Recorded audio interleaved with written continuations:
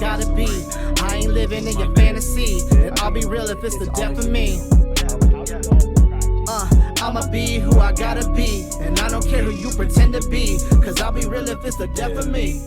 But Leo, this is great that this is y'all's first time meeting because of the type of person that my little brother is, man. You know, we have some debates from time to time. So I just wanted to bring on a few friendly questions if y'all ready for them, man. I think they're very straightforward. We just need simple answers and maybe with a little bit of context to it. I'll kick it off. Like that. Simple And I guess answers. you can dive in if you want. You know what I'm saying? Let's get it. Let's get it. All right. First question is, would you rather be unable to tell the truth or unable to lie? Hey, Don, you gotta go first. Yeah. Unable to tell the truth. Yeah, so like I'm talking. I would say unable to lie. I'd much rather be like, hey, look, man, it is what it is, you know? Like, Yeah. I have that burden off my shoulders. Yeah, exactly. I feel like it's much easier to just tell the truth a lot. And yeah, I think you're a lot more respected to be unable to lie. Yeah. So y'all telling the truth. Y'all telling I'm the lying truth right now. Look. Yeah, y'all look, man. All I'm saying is like if we get in a jam or anything, you getting interrogated, anything, nothing can come out your mouth but the truth. All right, man. Nah, y'all said what y'all said. Yeah. I guess I just won't talk. I ain't gonna lie, man. I guess I am gonna lie, cause hey, the truth ain't gonna be in me. Yeah, what it is, able to man. tell the truth. That one too far off. Hey, man, it is what it is, man. Fair I'm question. gonna be a slick dude. Yeah. All right, I'm gonna kick this one directly to D Will, and then we're gonna pass it over to Leo because we've had this discussion already, right? So, would you rather have 10 million today, right now, 10 mil drop in your account, or would you rather end world hunger? And I think that we've touched on this before too, a little bit. Yeah, we've had this conversation. I would. That one's hard. You're a terrible person if you really only got one answer to be a good person. Hey, man. Hey, we testing his truth or lie right now. Okay. Yeah. I would. Here's what I'm gonna benefit me. I ain't gonna lie. I'm taking the 10 million. I ain't gonna lie to you because I just feel like the other choice is not gonna benefit me at all. I'm not hungry, so hey, there's like nothing. Look, man. I mean, yeah, you did. Yeah, I mean, he did have the choice to, end world hunger, but no. Y'all go ahead and pick yours. I'm excited about this because me and Leo, when we was in Dallas, we had this. We talked about this. So what would you do, Leo? Yep. I am taking the 10 mil as much as I care about people. Why you taking the 10 mil? Yep, I'm taking the 10 mil and I'm feeding who I can because I firmly believe that there are a lot of people who are currently in that world hunger thing that will still be hungry after I feed them. Like they're going to end up in the exact same spot as before. So I don't think that you can actually cure or fix world hunger. This was put to the test by a billionaire, I think. So okay. Exactly. I was just about to say, if you fix world hunger, the system that was put in place to make world hunger will be working against you, and eventually people will be hungry again. Or it'll be replaced with something else. Exactly. Yep. Exactly. The same people will end back up in a situation. Yeah, because there's an abundance of food. World hunger could be fixed today.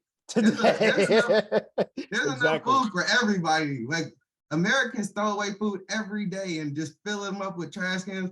Our grocery stores fill up to dumpsters full of food. There's enough money, there's enough people, all that. Exactly. They have an abundance of homes, an abundance of everything. It's enough. And then the way that they have housing, you can literally build bunk beds for any group of humans. Like the moment that a hurricane in any modern day country comes, you see how fast they can build shelters and things where people can stay for months. Yep.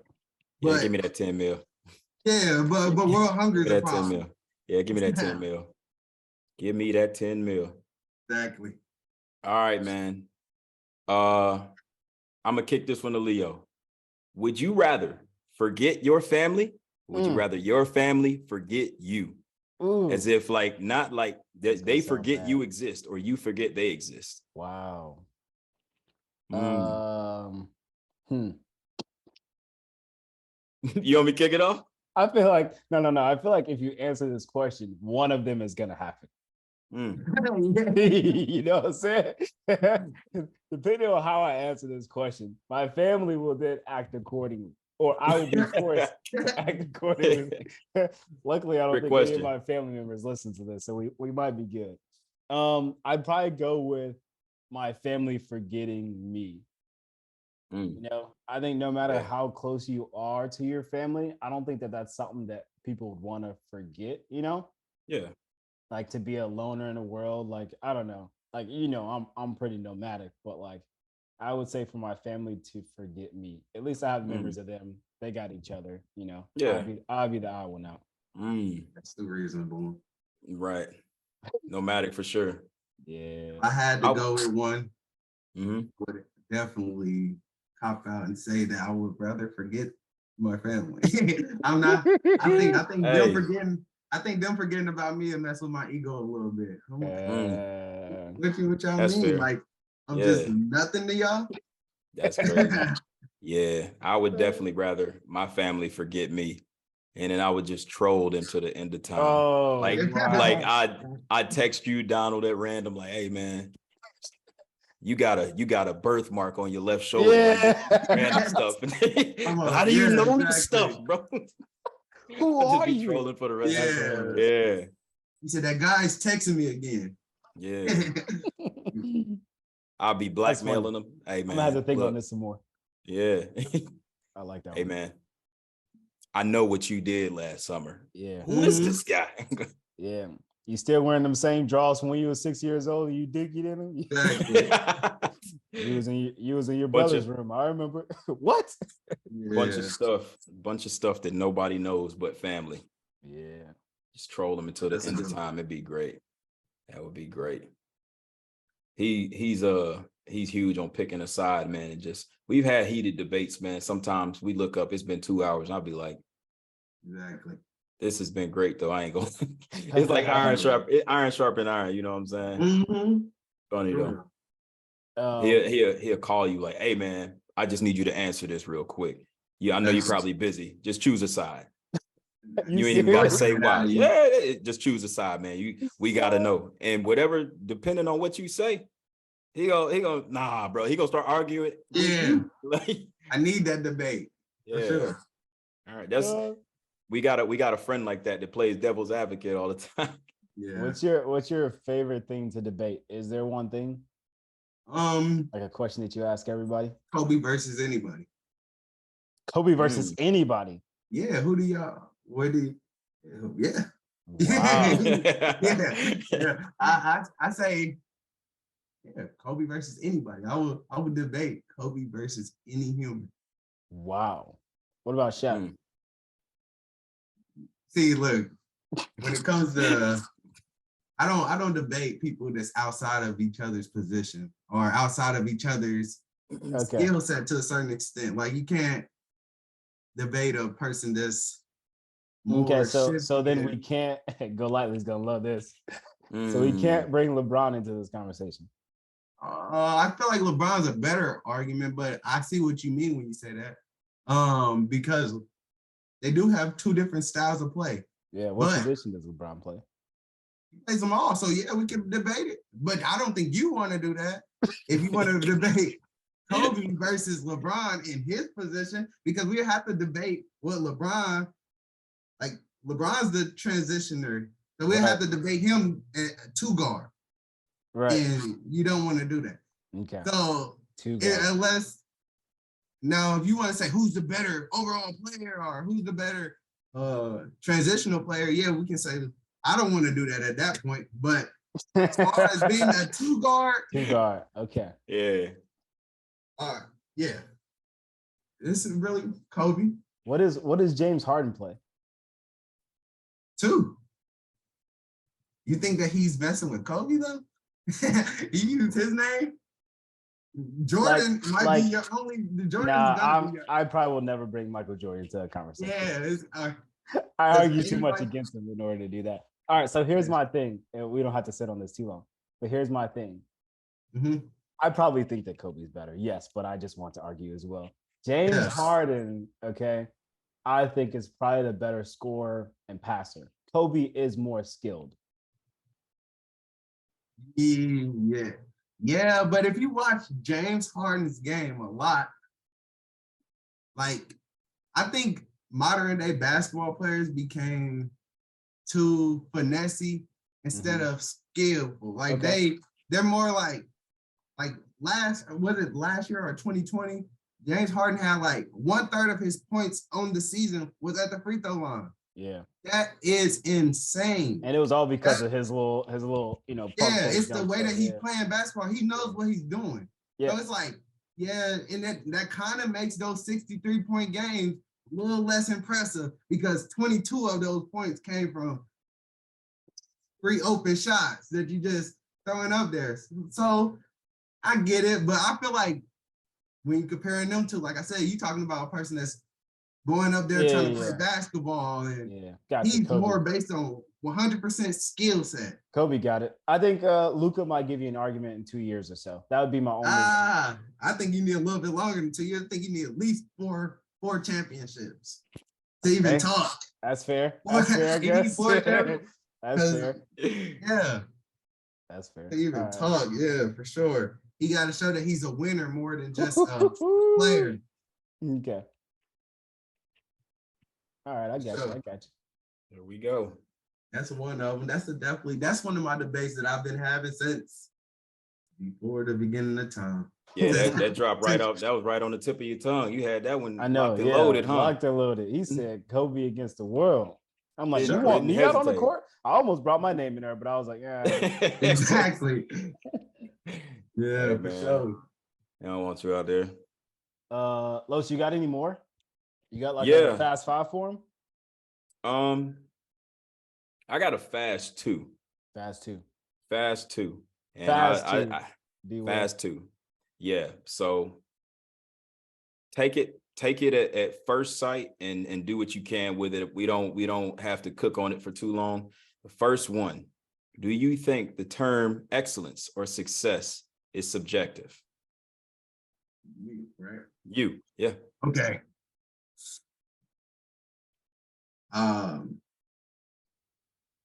No, only because I believe it's not, because I believe everybody has a different idea of what success is. Mm-hmm. And also, I believe that there's a formula to it, though. I believe that there is a direct formula that almost every person can get to what they believe is success. Like the same thing as working hard, the same thing that the greats follow, waking up in the morning with a purpose or finding a purpose and understanding that, like just the understanding behind what every person has to go through when they're going through oppositions in their journey. I believe that's what was the question? Is excellence or success, do you feel like it's subjective? Yeah. I feel like there's a formula to success, but I feel like it is subjective actually. So yeah. Okay, that's fair. Well, I want to hear about his formula. Like, I don't know if you got the whole thing, but like, what do you think are the ingredients you need? Realistic goals. Okay. That's big. Let me think. Realistic goals is huge, though. Strategy. You got to have a plan in place. You got to have a team almost. You really have to have a team or a group of people that are on the same exact, not the same exact, but least willing to help or add to this mission. Mm-hmm. And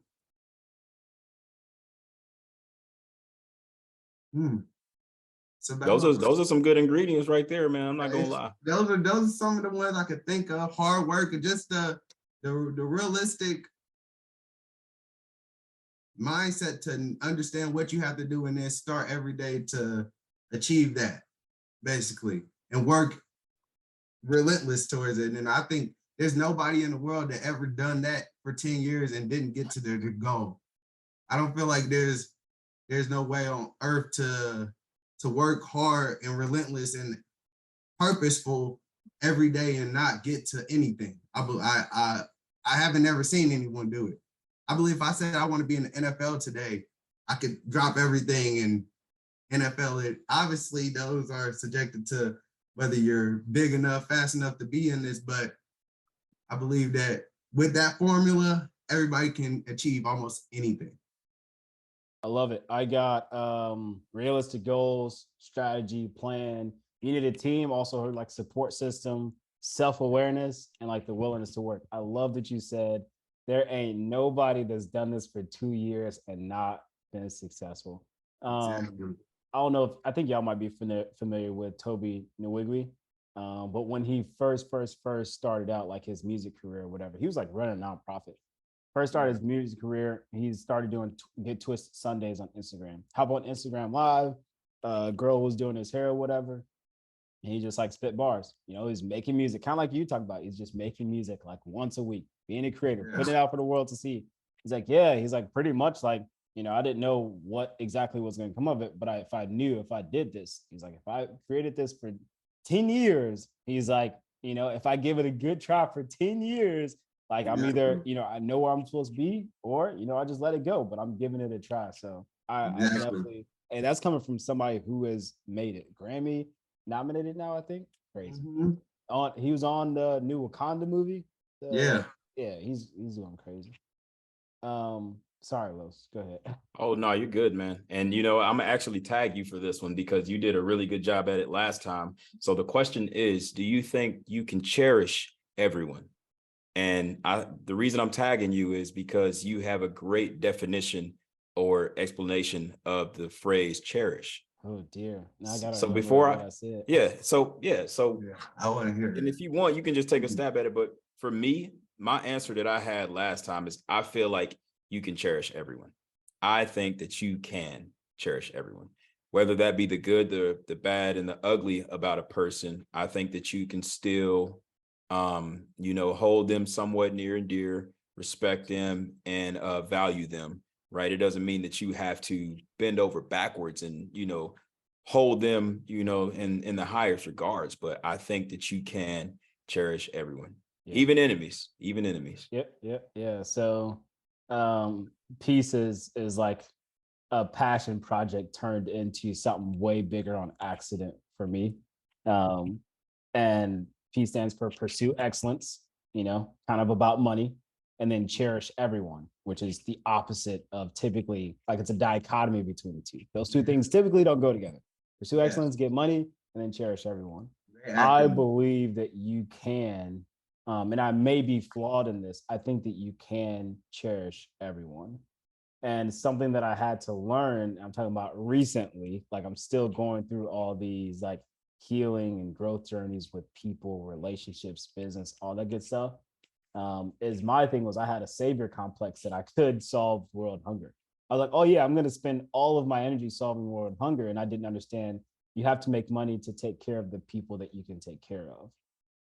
Maybe it's not like taking care of everybody. This isn't, you know, the biggest thing is it's not a savior mentality. And that's how I was going into almost every single situation, was like, with a savior mentality. I can help every single person, whether they're doing better than me or not doing better than me, with like everything in life. Instead, it's like, yo, I need to find a way to love every person that I meet or come in contact with. I need to find a way to put a smile on that person's face, inspire them, like whatever it is, whoever you meet, you can do something positive or not have a negative connotation in your head about every single person. And that's how I see cherish. And like I said, it's growing and developing every single day. But yeah, go lightly. Did I get close? You did, man, and I was interested to see if you reneged on your answer from last time. So you did good. You did good. I wanted to see how you did, man. So That's you hilarious. didn't backpedal at all. Good. How you feel, D. Will? Sadly, I'm gonna be playing devil's advocate. I'm I gonna love go. it. No, this is That's what the what we question. need. That's what we This is what the need. question Yeah. brought up for. Well, I believe that you can't cherish everyone because one, I believe that as a African American man, we were born with oppositions that we didn't ask for. Yep. We was born with things that we can't control. So you can't cherish somebody that doesn't see you as human or doesn't even want to communicate with you. It's not that you have to hate them or show them the same energy at all, but I don't believe you can cherish everyone. I don't believe you can cherish someone that don't like you or doesn't love you, because what a great quote that I've heard before was, a friend of everybody is an enemy to itself. And say that one more time. A friend to everyone is an enemy to itself. Okay. You got to know where to place people in your life. You got to know who like you, who don't like you, what group wants you, what group don't want you. Don't go where you're not wanted. Yeah. Yep. Yeah. Or so I believe that you can cherish everyone that loves you. Yeah. So I think that you're right. Fair. I think it's worth having a conversation. Like, I think it's worth having a conversation right now. So I think that you're right. You're literally, let's call it, to me, in my opinion, you're 99% right. You do need to understand what your opposition is. And you need to be careful of that. So I think that there's like a capacity level for your cherish. Not saying that I'm going to spill out everything I possibly have. That's not what cherish means. It means that I'm willing to care for that person either the same or maybe a little bit more than they care for me. And it doesn't even mean that I give them money or food. Like I said, it's literally like, hey, I'm willing to be like, hey, how's it going today? Like, hey, I don't have any ill will towards you. I think is a level of cherishing. I'm willing to care for you, no matter who it is or what time it is. Yeah, exactly. Then at that point, I guess I can, because I don't believe, even if someone hates me, that I believe that I gotta kill them with the opposite energy. Right. You gotta show them that their idea of what you are is completely false and made up on their reality, and that's their brain that need to reboot what's going on. Exactly. So in that intent, I can see where meeting a brand new stranger that you don't know that hate you, you can still treat them as a great human because that's your person, that's your characteristic, that's who you are. So I get that, but the other half of it. There's a capacity level. I think it just has to be a capacity, how much energy you give that person. And hate takes energy. Yep. Exactly. Dislike takes energy. That's exactly what we talked about last time too, is just like, having that limit to how much you can cherish somebody, right? Before it starts to, you start to self-destruct, like you were saying, being an enemy to yourself. Yeah. And that's kind of interesting because me and you, Donna, we're actually the exact opposite, right? We've talked about it before where I try to be inclusive. I try to cherish everyone. And then there's times where I'm losing sleep because of something that may have happened, or, I have a misalignment as far as my gauges in cherishing people. But you ain't losing no sleep at night. You know what I mean? Like, I know that when I go, you know what I mean? The people that I associate and affiliate myself with, and, even give the time of day, are people that reciprocate the energy, so me trying to be, trying to give everybody the time of day, trying to, cherish everyone. It can be exhausting, especially if you don't have governors there, right? You gotta have limits on it, because otherwise, like you said, become an enemy to yourself over time. So that's interesting to me. And I've always seen that. I'm like, man, I'll be looking sometimes like, man, this dude, man, he tell it like he's like Kai. He's just like Kai, to where not necessarily super blunt, but at the same time, he's gonna look at the elephant at the room, call it elephant in the room. Not afraid to say no to something you should say no to. Not afraid to, I like to say that I'm a logical thinker and not an emotional thinker. Yeah. I don't move off of emotions. I move off of logic. If it doesn't make sense, if it doesn't help me mentally, I can't work with it. Even if it helps your feelings, even if it helps everybody in the world feelings, I can't rock with it because it logically doesn't make sense. It's going, like, the pieces ain't connecting to me. Yeah. Like literally. Yeah, That's fair. good. No, that's good. I appreciate you kicking back on that too. This is a conversation that this is a conversation that we're looking to have. I just want to say this one last piece, and I'm curious on what you think of this. So, like, love is a word that we've talked about on here. So, like, I look at love as a word that I only use for like my significant other. I don't say I love you to like random people or whatever. Like, I don't know if it's just because of the way I was raised or whatever, but I hold that word, so high that no one hears it. And I think that like cherish is kind of a strong word too. And like cherish means you're taking care of this person like it's a baby. Like, what do you think of either love or cherish? Okay, so actually, and I'm hard. It's a hard question to answer about love right now because I feel like I'm diving deeper into that subject now. Like I'm learning more about what I think about love now. And at one point, let me tell you what stage I'm leaving, which I was at one point believing that love is bullshit almost. Like love is, some of the people that love me the most is the ones that hurt me the most. Every woman that told me that she loved me ain't here today.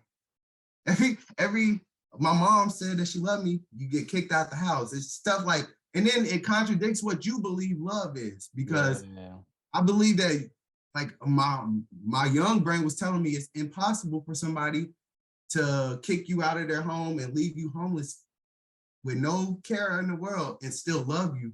But at the same time, I learned that this woman does love you. She might not be loyal to you. She might not have your best interest in heart, but she can still love you and fuck you over or kill you. Like there's people that kill people that love them. So it's like, I really do not like the word as much. I like loyalty more than anything, because I don't believe you can do me bad and be loyal to me. They contradict each other. But love is a hard one to swallow right now in life. Sound like you hold that in really high regards. Yeah, exactly. I don't want to just play around with that word, and I feel like a lot of people use it as a psychosis. Like they literally, I love you, give me your money. I love you, take me somewhere. I love you. You're supposed to do this for me. I love you. Why aren't you caring about my feelings? I love you. It's just like, and like I said, when I'm loyal to you, now I got the right of way to tell you about when you're wrong, and I don't got to care about your feelings, because that's what our modern day human perceive love as, is caring about your feelings and emotionally cuddling you. And I don't like I said, I don't move off of emotions. I move off of logic. And I think love is saturated with emotions and no logic, really. Lack of logic. Like you could say that you love somebody, snitch on them, shoot them, do all kinds of stuff. And then you'll use love as the excuse on why you did it. Well, I just love you so much, you can't leave. I just love you. This and third, like all kinds of, it's emotional based, and I feel like it's so dangerous. Honest. Hey, I ain't got nothing to say, because I think you want it. I think that's part of my struggle too. Is you said on the top of it, like there's a lot of people who love you who aren't here today. There's a lot of people who express those feelings that probably did you wrong, whether they did it on purpose or they did it on accident. They didn't feel sorry about it. Probably they kept it moving. They're happy. So yeah. You might be striking another chord on why I'm like not willing to use this word. So yeah, I appreciate that. Before we wrap it up, D. Will, Don, is there anything else that you wanted to say, ask before we hopped off? I want to ask, what do you guys go for 2023, going into 2023? What's a skill that you guys want to take into 2023 that's going to change the results of 2020 that you didn't have in 2022? I'm glad you asked this. I'm actually still ironing out my goals right now. I know what they are, but I like to make them super concrete, laminate them in a piece of paper, like serious. I need to get there too. but I need to take myself more seriously.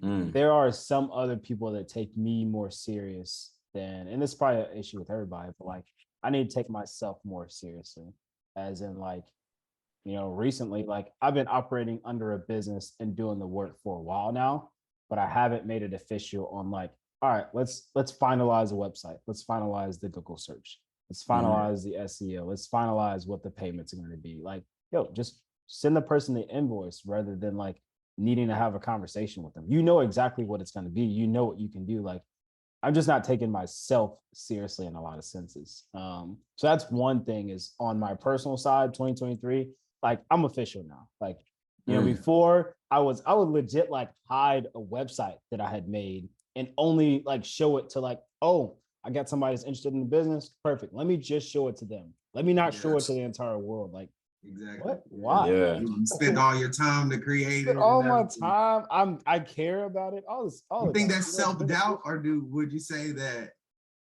you think that comes from self-doubt of the website or how it looks, or do you think that's just the fact of it's not on my capabilities to do the work. It's got to be the presentation of what I think it looks like, like imposter syndrome. Like, yo, you're not really this. Or look at your website. You created this website. It can't be that good because you're not a website designer. Like stuff. Yeah, like see, yeah, exactly. Yeah. But I create websites for companies. So what? Exactly. What are you? Exactly. So that's one thing. And then number two, I'm gonna get back in my bag on building communities. Like I did a really good job from like 2012 to 2016, like building communities to where we can all help each other. 2023, 100% like gonna be my focus. So I'm legitimately excited about that. Yeah. So those are two of my goals. I'll give you one. I think the one that I'm holding the highest right now is like, you say it a lot, Leo. I've heard it a lot. He's got this saying where he says, and I think you heard it from somebody, but follow the coincidences, right? Yeah. I think I need to do more of that in 2023. And along with that, I need to start following my gut, a little kind of on the flip side of what you said, right? To where you need to be driven by logic. I've been driven by logic now in facts for a while, right? And it's brought me nothing but great things. But at the same time, I hold bad feelings in my heart at the end of the day when it's like I had a gut feeling and I didn't go with it, right? So I think I'm a follow my gut in 2023. And try not to be so logical and try not to be so solution driven all the time. Sometimes there is no facts there, but sometimes there's a feeling, and that feeling can lead you to something that could be a real game changer for you. But because there was a lack of facts or logic there, I didn't make the move. So definitely got some regrets this year. And that's what I'm excited about. I feel that feeling. Y'all probably know what I'm talking about when you can feel a great opportunity or a great path, or you come up with a good idea, but at the same time, like I say, it lacks the facts or the logic. So until you can make it make sense in that regard, you don't do it. So sometimes it just never happens. So definitely gonna be going off my gut more and listening to my heart and my instincts, because I think I missed out on some big opportunities, and I can't let that happen again, man. Following the coincidences. Following the coincidence. My 2022. Changed it, like the second half of it too. I only needed like 3 months of like actually doing that. Yeah. Help me out a ton. Yeah. Follow the coincidences. I love it, man. It didn't make sense at first until like I think I had a series of things happen back to back, and I'm like, okay, all right. That was like fate being like, come on, bro. We've been throwing you dinos all day, man. You're missing all of these, man. We can't keep giving you these opportunities. Shooting like Kobe right now. No, just man. You got one? I think we already designated one for you, but you can pick another one. Yeah, we got his tangible goals next year. 500 pieces. I